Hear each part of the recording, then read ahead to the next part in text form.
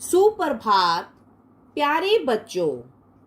यह पाठ 18 अपठित गद्यांश कक्षा 7वीं की हिंदी व्याकरण की पाठ्यपुस्तक आमोद भाग 7 की पृष्ठ संख्या 124 में दिया गया है। यह पाठ आपको 3 मई 2021 को भेजा जाएगा। यह आवाज रोमा रानी की है। प्यारे बच्चों, आज हम इस पाठ में अपठित गद्यांश के बारे में पढ़ेंगे, इसलिए सभी बच्चे अपने पास हिंदी की एक अभ्यास पुस्तिका भी रख लें, क्योंकि मैं आपको पाठ के दौरान कुछ कार्य लिखने के लिए भी दूंगी। बच्चों, अब मैं आपको अपठित गद्यांश के बारे में समझाने जा रही हूँ। सभी बच्चे इसे ध्यानपूर्वक सुनेंगे एवं समझेंगे। बच्चों, अपठित का अर्थ है जो पहले पढ़ा ना गया हो, और गद्यांश का अर्थ है गद्य का अंश, अर्थात गद्य का ऐसा अंश जिसे पहले ना पढ़ा गया हो। ऐसा गद्यांश देकर उस पर आधारित प्रश्न पूछे जाते हैं। इससे छात्रों की रचनात्मक कौशल एवं समझने की योग्यता का विकास होता है। साधारणतः हम पाठ्यपुस्तकों के गद्यांशों को पढ़ते व समझते हैं, जिससे गद्यांशों को समझने व उनसे संबंधित प्रश्नों के उत्तर देने की योग्यता का विकास होता है। इस योग्यता को और अधिक विकसित करने व सामान्य ज्ञान बढ़ाने के लिए अपठित गद्यांश का अभ्यास करवाया जाता है। कभी-कभी दिए गए अवतरण का शीर्षक भी लिखने के लिए कहा जाता है। बच्चों, अपठित गद्यांश के संबंध में ध्यान देने योग्य प्रमुख बातें। 1. दिए गए गद्यांश को 1 या 2 बार ध्यान से पढ़ना चाहिए, जिससे उसका मूल भाव स्पष्ट हो सके।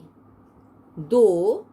गद्यांश को पुनः पढ़ते समय विशिष्ट बातों को रेखांकित कर लेना चाहिए। 3.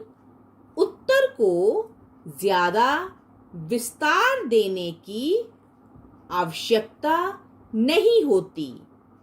उत्तर की भाषा सरल, सहज और व्यवहारिक होनी चाहिए। 4. गद्यांश का शीर्षक देते समय संक्षिप्तता का विशेष ध्यान रखना चाहिए।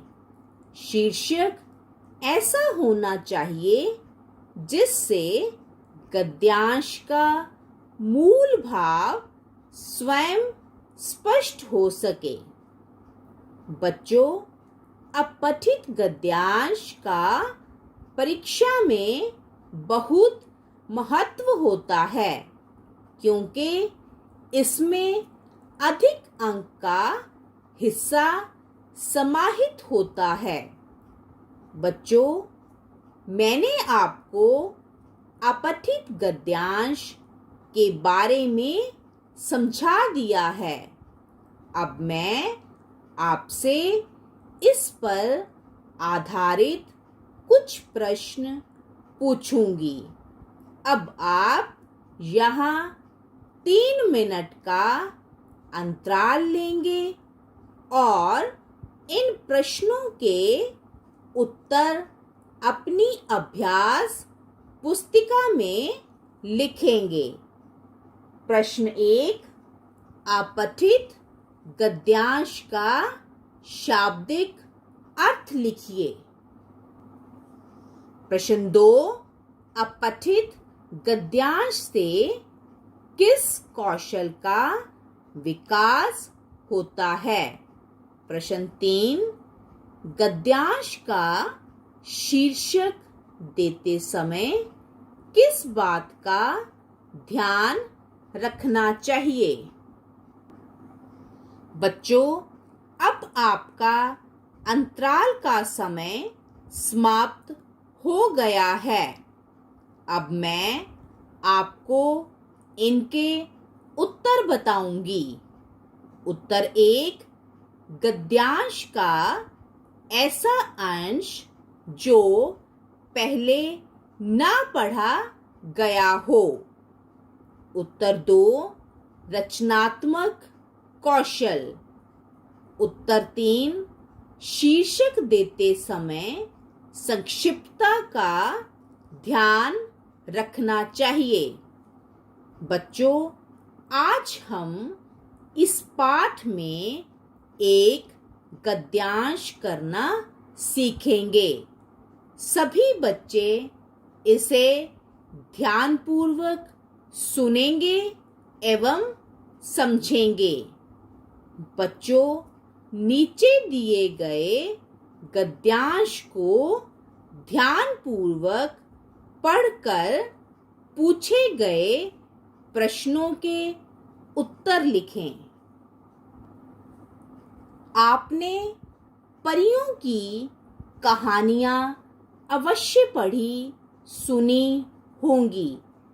परियों की कहानियां पूरे संसार में और लगभग हर भाषा में पाई जाती हैं। सभी जगह की परियां एक जैसी होती हैं, सुंदर और अच्छी। इनका वर्णन हजारों वर्ष पुरानी कहानियों में मिल जाता है। परियां उतनी ही सच्ची होती हैं जितना भगवान। न भगवान को किसी ने देखा और न परी को। इसे तो प्राचीन काल में मानव ने गढ़ा। धीरे धीरे बात एक कान से दूसरे कान तक गई और पूरे संसार में परी सुंदरता और अच्छाई का प्रतीक बन गई। बच्चों को अच्छा इंसान बनने की प्रेरणा देने के लिए परी का सहारा लिया जाता रहा है। आज भी इसकी कहानी के माध्यम से संदेश दिया जाता है कि जो लोग अच्छे होते हैं उन्हें सभी प्यार करते हैं। परी शब्द को अंग्रेजी में फेयरी कहा जाता है। यह फ्रेंच शब्द फी से लिया गया है, जिसका अर्थ है भ्रम। प्राचीन फ्रांस में जादूगरी में निपुण सुंदर महिला को फी कहा जाता था। इसी से मिलता जुलता शब्द फाटा का प्रयोग प्राचीन इटली में भी किया जाता था। इस शब्द का प्रयोग वहाँ ऐसी महिलाओं के लिए किया जाता था जो किसी अनजाने देश से आती थीं और अपनी सुंदरता और जादुई ताकत से सबका मन मोह लेती थीं। प्रश्न 1, परियों की कहानियों का इतिहास कितना पुराना है? प्रश्न 2, बच्चों को अच्छा इंसान बनाने की प्रेरणा देने के लिए किसका सहारा लिया जाता है? प्रश्न 3, इटली में फाटा शब्द का प्रयोग किसके लिए किया जाता है? प्रश्न 4, फ्रेंच शब्द फी का क्या अर्थ है? प्रश्न 5, कहानी और महिला शब्द के वचन बदलें। नोट: आप इस गद्यांश को 2-3 बार ध्यानपूर्वक पढ़ेंगे और फिर इसके उत्तर स्वयं सोच समझकर अपनी हिंदी व्याकरण की उत्तर पुस्तिका में लिखेंगे। आशा है आपको आज का पाठ अच्छे से समझ आ गया होगा। धन्यवाद।